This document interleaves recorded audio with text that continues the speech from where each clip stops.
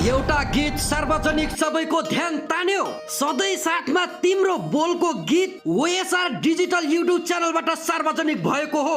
अमेरिकामा रहेर चिकित्सक पेसामा आबद्ध जोडी सुरेश बस्नेत र रेखा पोखरेलको एक रोमान्टिक गीत सार्वजनिक भएको छ।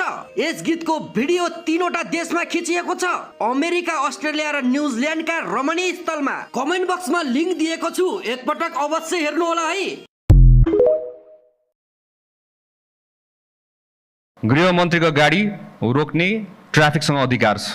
जुन रुल नागरिकलाई युज हुन्छ त्यो रुल हरेक मन्त्रीलाई युज हुन्छ। Please be clear on that.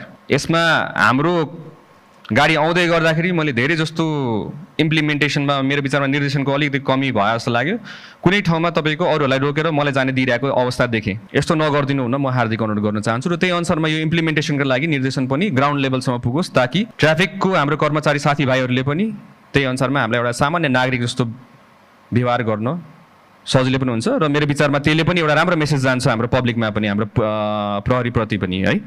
त्यही भएर यो भिआइपी मुभमेन्टमा मदेखि सुरु गरिदिनु होला।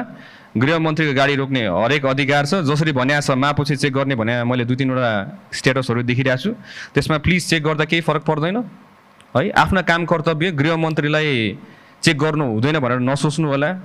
Please fulfill your responsibility and duty, do not worry about it है। त्यसमा पनि तपाईँहरू चिन्ता नलिकन निर्धक्क भएर गृहमन्त्रीले तपाईँलाई कारबाही गर्दैन। एउटा नागरिक नै भएर ऊ नै बस्छ, ऊ नागरिक नै हो।